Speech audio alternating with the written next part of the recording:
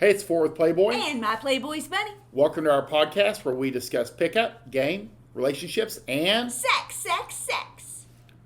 do not overgame girls. Man, that's a good topic. And we've all done it, and luckily, we've all caught ourselves at times. Yeah. Once you kind of know, you don't always have to run one into the ground, but it can get shaky, and then you can realize what's going on. You know that you've pushed it a little bit too far. That's a good point.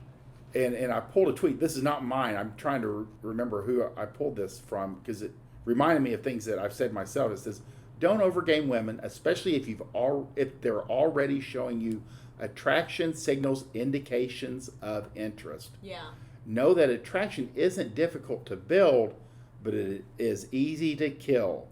And so what I kind of spend, because so many guys that follow my stuff tend to use a little bit of asshole game. Yeah. And a lot of asshole game.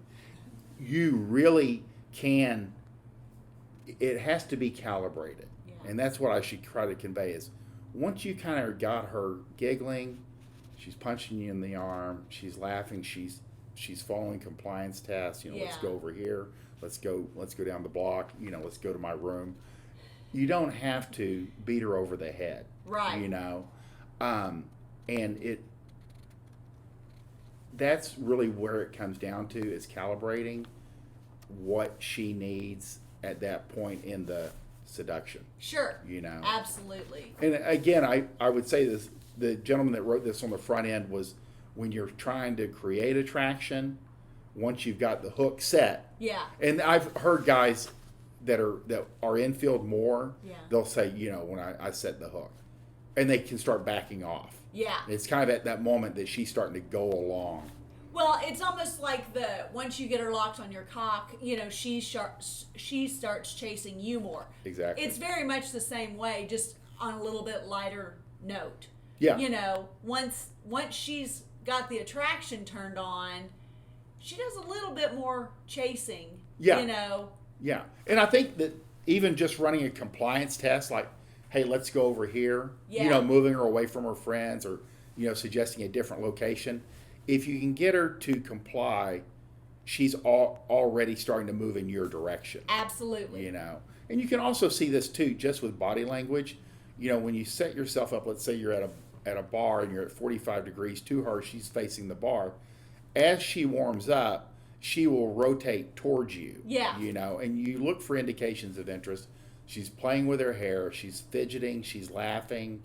She's focusing more on you. And again, look where her feet are.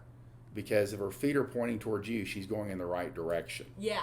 And these are all small things, and it seems like overwhelming in the beginning. But once you've talked to enough girls, even in chaotic environments, everything tends to kind of slow down. And if you've ever played sports, at first it seems chaotic and you don't know what's going on. But as you play sports over time, everything kind of slows down because you start seeing the same plays and the same action over and over. And the same thing happens in pickup when you're dealing with women is you get enough reps under your belt, and it doesn't take long. Right.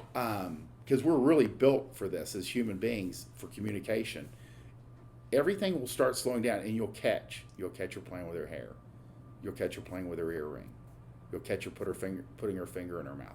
You'll definitely catch her touching your arm. Yeah. So remember, girls never touch you accidentally. Yeah. They don't touch any men accidentally. And so probably the best thing that I could recommend is this is new to you is my book Indicators of Interest. Yeah. And it goes through both physical and text indicators of interest. It's so good. But again, the most important part of the indicators of interest is it helps you calibrate your game. Absolutely. You don't have to, you can start pulling back a little bit. And again, generally the more interested she is, the more she's going to be talking. Yeah. Oh, yeah. But with overgaming, where do you feel like, because okay, a lot of the men that I speak to in consults that are in the dating world, because I speak to a lot of married men. Yeah. But the ones that are truly in the dating world and just getting to know a new girl, you know, I think that's one of the main concerns. Not necessarily problems, not necessarily things that they're actually doing wrong, but they think about it the most, about where that calibration level is between being a teasing asshole and coming off too harsh. Not necessarily, not lying, not being untruthful, but kind of teasing and playing and not being completely truthful. Like, you know, there's a lot of, I think that's the hardest part, the hardest piece of the game puzzle for the men that I speak to most frequently is truly just that how much is too much, how much is not enough, you know. So when you kind of run into that, and this may be kind of like asking a mathematician about basic arithmetic, because you come from a charismatic family, you had a lot of jobs that put you in charismatic situations. I think men who are concerned about the calibration can probably go harder. That's Does that make sense? Again, because guys like myself and other guys that have run a lot of asshole game, over time you start exchanging stories like, what's the worst you've ever treated a girl? And they stick around. Yeah. And you will be shocked at how horribly you can treat people, and they stick around. I mean, but you don't want to put them. Yeah, we're not suggesting, the healthiest of women. But no, exactly. But the point is that these guys these are very good people, and game is not a natural thing for them. Therefore, they're like, man, because they feel bad. They're like, man, I feel really bad, guilty about it. But it works, and it hits on her pleasure receptors, and you can go harder. Yeah. But if they start to look fatigued, you know what I mean? Is when you pull back. You know what I mean? That's true too. You know, so that's what I kind of noticed is, and you know, you catch yourself. The more you do this, the better you are at catching yourself. As soon as it happens, and even better is when you start moving the line yourself before they get fatigued. Right. You know, but again, you have to learn like how much is too much first. You know. That's a great point, because I know even with us, so it has nothing to do with you going too hard or whatever. Because I mean, we still very much run game. I mean, you run game on me all the time. We have a great life. We have a great time. But sometimes when I'm more tired, I can feel myself kind of going, mentally kind of going, I can't take that joke anymore right now. Like, I know I'm big fat and a tuba plays when so even girls who are used to it, love it, know exactly what's going on, it can get fatiguing sometimes. Yeah. And so you just back off. Yeah. But that's a good thing. That's a good thing to tell people, to tell these guys who are listening, that you kind of watch for that fatigue level. Yeah. You kind of watch for the disinterest hint. Yeah. Another thing, and what you said about you're probably not going hard enough, you know, the same goes for sex. It's like you keep going until you reach that point where she says easy up a little bit, or in sex, or where she hits that fatigue level. Yeah. And then you know. Yeah. Then you know. And something else that I often tell the men that I speak with is, if you're new, if you're pretty new to running women, if you're pretty new to game, then you truly do set your system in place, and you essentially run these women through the same kind of date each time, and you see where that common bailout point is, where the woman seems to turn. Mm-hmm. And oftentimes they're very similar across the board.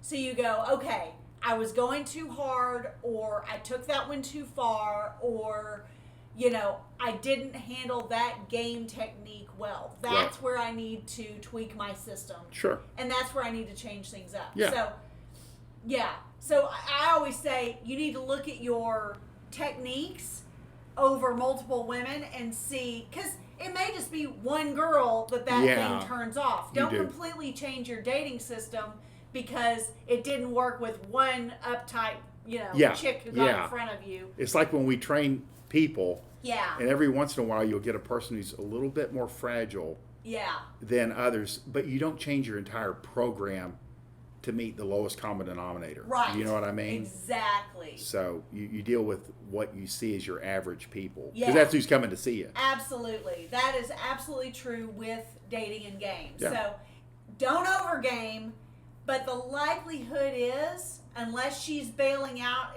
if every girl you're running up against is bailing out at the same point, Yeah. you probably could keep going. Yeah. That's it. Yeah. Indicators of interest, man, that book is good. I'd actually forgotten you wrote that. It's been That's really crazy. popular. Yeah, Yeah. it seems to be one of those things because guys go, oh, I mean, no person has read it that didn't say to me, I missed this chick. Yeah. I missed what she was doing. You know, just so many things. They're Thinking like, back over they think history. back and they go, Oh, man. oh man. I Sure could've enough. fucked that. Yeah, there's so many things that guys go, they're either blind to it or they think that it's normal behavior because guys do it. Like somebody sitting down right next to you. Right. I mean, if there's no other chairs and they sit down right next to you, she wants you to talk to her. Exactly. You know, I mean, Exactly. these are, none of this is by accident. No, but the Indicators of Interest book is a great one. Link is in the description box. It mainly, even if you know everything in it, it helps sharpen your mind to be on the lookout for it. And this is true in business.